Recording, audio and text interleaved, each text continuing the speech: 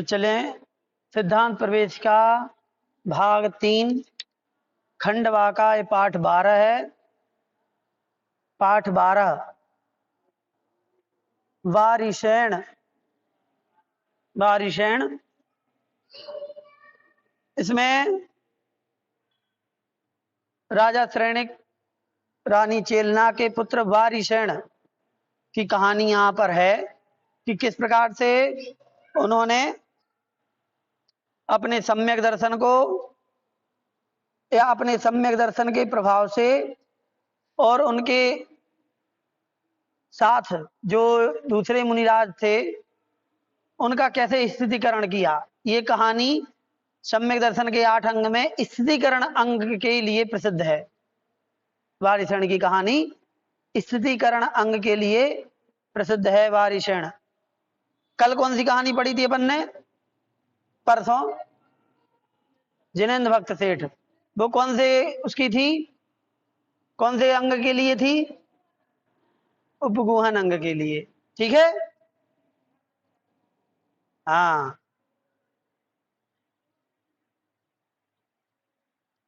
तो चलिए शुरू करते हैं। मगध देश के राजगृह नगर में राजा श्रेणिक रहता था। उनकी रानी का नाम चेलना था। उन दोनों के वारिशेण नाम का पुत्र था। वारिशेण उत्तम श्रावक था। एक बार वह उपवास धारण कर चतुर्दशी की रात्रि में श्मशान में कायसर से खड़ा था। उसी दिन बगीचे में गई हुई मगध सुंदरी वेश्या ने श्री कीर्ति सेठानी के द्वारा पहना हुआ हार देखा।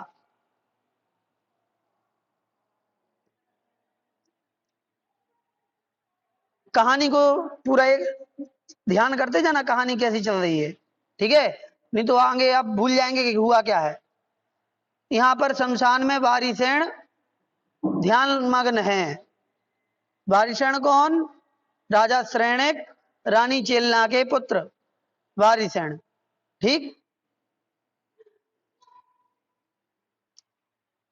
और जिस दिन की ये बात है, वारिशेण जब रात्रि में शमशान में ध्यान कर रहे थे, उसी दिन बगीचे में मगध सुंदरी वेश्या ने श्री कीर्ति सेठानी के गले में एक हार देख लिया था। ठीक है, वेश्या ने क्या देख लिया? हार देख लिया श्री कीर्ति सेठानी के गले में। उसके बाद उस हार को देखकर इस आभूषण के बिना मुझे जीवन से क्या प्रयोजन, मतलब यदि ये हार नहीं मिला तो जीवन ही व्यर्थ है, ऐसा उसने सोच लिया। ऐसा विचार कर वह सैया पर गिर पड़ी रही। उस वेश्या में आसक्त विद्युच्चर चोर था। उस वेश्या में आसक्त था और जब रात्रि के समय उसके घर आया तब उसे सैया पर देखकर बोला कि प्रिय, इस तरह क्यों पड़ी हो? वेश्या ने उससे कहा कि यदि श्री कीर्ति सेठानी का हार मुझे देते हो तो मैं जीवित रहूंगी और तुम मेरे पति होगे, अन्यथा नहीं। वेश्या के यह वचन सुनकर तथा उसे आश्वासन देकर विद्युच्चर चोर आधी रात के समय श्री कीर्ति सेठानी के घर गया और अपनी चतुराई से हार चुराकर बाहर निकल आया। कहानी समझ में आ गई ना पूरी? है कहानी समझ में आ गई कि नहीं आई? है वारिशेण का बता दिया, भी आगे आएगा उनका। बता दिया कि भाई शमशान में अभी ध्यान लग्न है। हाँ, वो तो ध्यान ही में मग्न है। तो चतुर्दशी की रात्रि में वे उन बुक करते थे, जैसे वो कौन से सेठ थे? सुदर्शन सेठ, वो भी करते थे शमशान में। सेठ सुदर्शन वो भी ध्यान करते थे शमशान में। पहले ऐसे ही हुआ था, हुआ करता था। मतलब सबसे कठिन जगह होती है शमशान। ठीक है, जहां रात्रि में कोई नहीं जाता, दिन रात्रि छोड़ो दिन में भी कोई नहीं जाता। ठीक है, और ध्यान लगाने के लिए यदि वहां ध्यान लगा लिया तो समझ लो कि फिर सब जगह लग जाएगा। ठीक है, क्योंकि वहां पर देवी कुदेवी भूत सब प्रकार के वहां मिल सकते हैं, इस प्रकार से। तो अब यहां पर वो चोर जो है वो हार चुरा करके निकला, बाहर तो निकल आया, लेकिन हार चूंकि मणि में था इसलिए उससे प्रकाश निकल रहा था। तो हार के प्रकाश से यह चोर है ऐसा जानकर गृह के रक्षकों तथा कोतवालों ने उसे पकड़ना चाहा। जो उनके कोतवाल लगे थे उसकी प्रकाश को देख करके जब वो जा रहा था, जैसे अंजन चोर के साथ हुआ वैसे इसके साथ, कि वो रात्रि में जाते थे तो प्रकाशित होती जो हार अलग ही समझ में आ जाता था, समझ जाते थे चोर है तो पकड़ने लगे। जब वह चोर भागने में असमर्थ हो गया, पहले तो भागा इधर उधर, ठीक है खूब भागा, लेकिन अब पता चल गया कि चारों ओर से घेर लिए गए हैं, अब पकड़े जाएंगे। तो ऐसे असमर्थ होकर के उसने क्या किया, शमशान में जाते समय वारिसेन के आगे वो हार फेंक दिया। अब समझ में आ गई कि वारिसेन का क्यों बोला, उसको डाल करके छिप करके बैठ गया। तो कोतवालों ने उस हार को वारिसेन के आगे पड़ा देख करके राजा श्रेण से कह दिया कि राजन वारिसेन ही चोर है, क्योंकि उधर तो और कोई था नहीं। ये तो वही वाला हाल हो गया जैसे परीक्षा में जो उनकी पास में चुटका मिले तो वही है, उसी का फॉर्म भरा जाता है, ऐसे ही हो गया कि चुटका इनके आगे डाल दिया उस चोर ने, तो फॉर्म इसका भर दिया कोतवालों ने सेठ जी का। यह सुनकर राजा ने कहा, अब चूंकि राजा के पुत्र थे वारिसेन, उन्हीं राजा श्रेण के ही तो पुत्र थे, और उन्हीं से कह दिया कि आप ही का पुत्र है चोर। यह सुनकर राजा ने कहा कि उस मूर्ख का मस्तक काट डालो, मस्तक काटने का आदेश दे दिया। लेकिन चांडाल ने वारिसेन का मस्तक काटने के लिए ज्यों ही तलवार चलाई वह उसके गले में फूलों की माला बन गई। इस अतिशय को सुनकर राजा श्रेणिक ने राजा वारिसेन से क्षमा मांगी। क्या किया, जब फूल माला बन गई तो समझ गए कि ये तो निर्दोष है, हालांकि वो जानते थे कि ये तो धार्मिक है, ठीक ऐसा कर ही नहीं सकता, लेकिन इसके बावजूद भी जब कोतवाल ही आकर के कह रहे हैं कि उसके आगे ही हार मिला है, निश्चित रूप से ये डर के मारे हार छोड़ के और ध्यान का बहाना बना के बैठ गया है। तो क्या करें, तो अब जो ज्यादा इस प्रकार के सेंसिटिव होते ना, नहीं अब न्याय तो होना चाहिए, तो ऐसे बिना जांचे परखे न्याय करना बहुत खतरनाक हो जाता है। जब तक दोनों का पक्ष न सुने तब तक गड़बड़ होता है। उन्होंने उनका पक्ष तो सुना ही नहीं, मस्तक काट लाओ है, और जब मस्तक नहीं कटा तो उन्हें फिर पश्चाताप हुआ कि अरे तो गलत हो गया, तो उनसे क्षमा मांगी। विद्युच्चर चोर, अब इसके बाद जब क्षमा मांग रही तो पता तो चलेगा भाई चुराया किसने था, इनने तो नहीं चुराया, लेकिन चोर था कौन। जब नहीं पता चला तो विद्युच्चर चोर ने अभयदान पा करके जब अपना सब वृत्तांत कह दिया, पहले तो अभयदान ले लिया कि मारना मत, तो हम सुना रहे, तो अभयदान लेकर के सब सुना दिया कि भाई वारिसेन बिल्कुल निर्दोष है और मैंने ही चुराया था और उनके आगे डाल दिया था। तो फिर वो वारिसेन को घर ले जाने के लिए उद्यत हुए। राजा श्रेणिक ने कहा कि चलो अब घर चलो, परंतु वारिसेन ने कहा कि अब तो मैं पानी पात्र में भोजन करूंगा, अर्थात दिगंबर मुनि बनूंगा। और उसके बाद उन्होंने सूरसेन गुरु के पास जाकर के मुनि दीक्षा धारण कर ली। एक समय वे मुनिराज राजगृह के समीपवर्ती पलाशकूट ग्राम में चर्या के लिए आए। पलाशकूट नगर में आहारचर्या के लिए आए। वहां राजा श्रेणिक के अग्निभूति मंत्री के पुत्र पुष्पडाल ने उनका पड़गान किया। कौन ने, राजा श्रेणिक के ही मंत्री हैं अग्निभूति, उनके पुत्र हैं पुष्पडाल, ठीक है। तो मंत्री के पुत्र ने उनका पड़गाहन किया वारिसेन का। वहां राजा पड़गाहन किया और चर्या कराने के बाद वह अपनी सोमिल्ला नामक स्त्री से पूछकर स्वामी का पुत्र और बाल्यकाल का मित्र होने के कारण कुछ दूर तक भेजने के लिए मुनि वारिसेन के साथ चला गया। चूंकि ये है, नाम छोड़ो, कहानी समझो आप तो, ठीक है। तो चूंकि ये मंत्री के पुत्र थे पुष्पडाल, और बारिशण राजा के पुत्र थे, तो एक मंत्री का पुत्र एक राजा का पुत्र, मतलब दोनों दोस्त हो गए, ठीक। तो बचपन का मित्र है बाल्यकाल के, और मुनि बन गए। तो फिर जो पुष्पडाल थे वो इसी मोह बस कि चलो, हाँ, कि चलो इनको अब दूर तक छोड़ने जाते हैं, तो चले गए उनके साथ।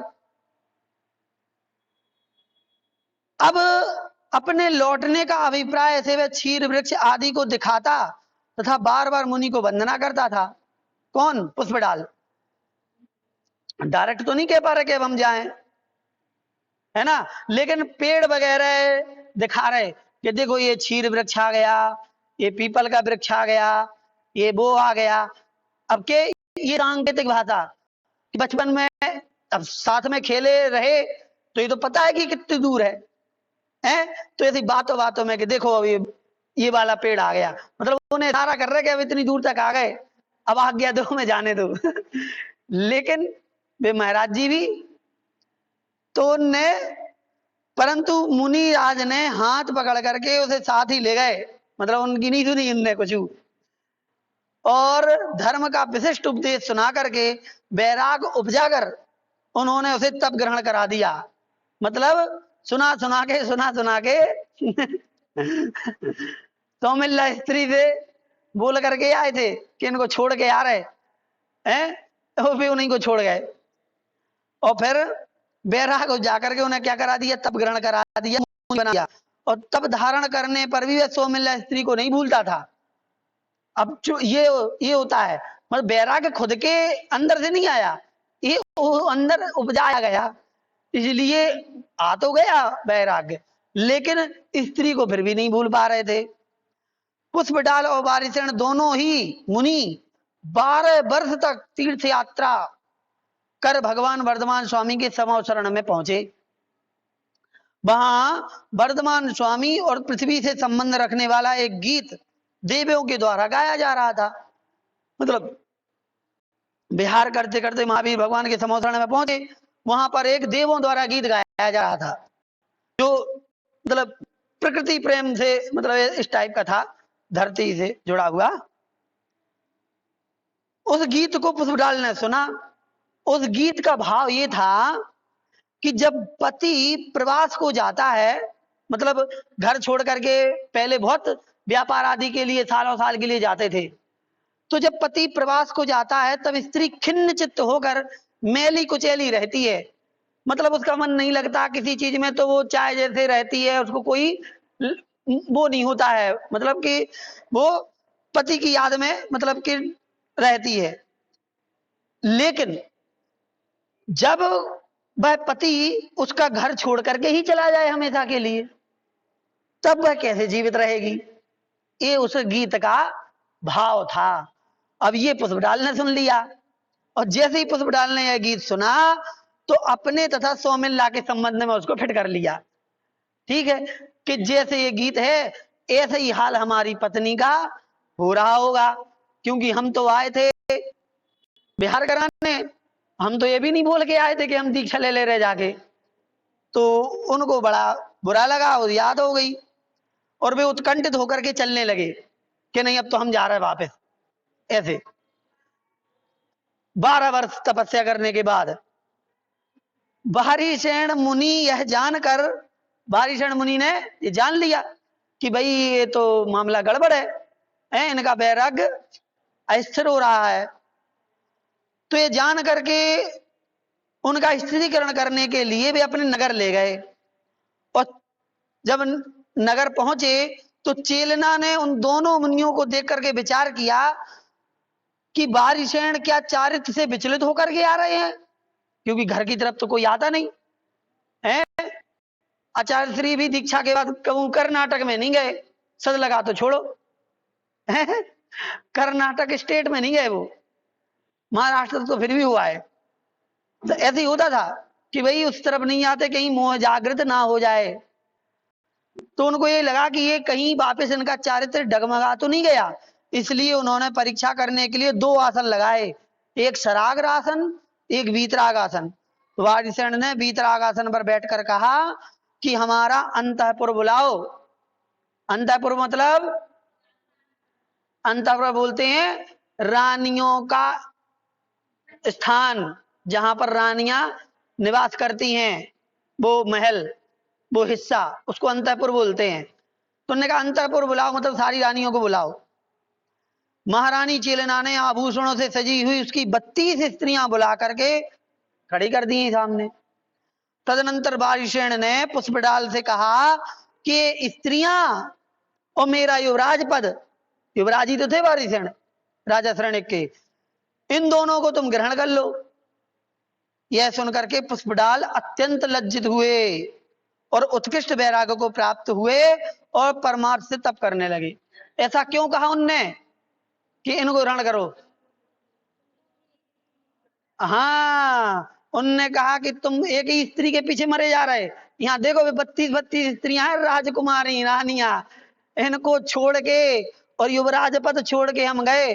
तुम तो कहाँ एक मंत्री के बेटे थे, तो जितने, तो ये सोचो यदि तुम्हें अभी भी लग रहा है तो तुम उनको छोड़ो, यही नहीं ग्रहण कर लो, राजा बन जाना। फिर जब ऐसा कहा तो उनके मन में फिर बहुत ज्यादा अंदर से ग्लानि हुई और वैराग्य बहुत ज्यादा दृढ़ हो गया और फिर वो परमार्थ से तप करने लगे। इस प्रकार से यह वारिसेन मुनिराज स्थितिकरण अंग में प्रसिद्ध हुए हैं। ये उनकी कथा यहाँ पर समाप्त हुई। वारिसेन के माता पिता का नाम क्या था?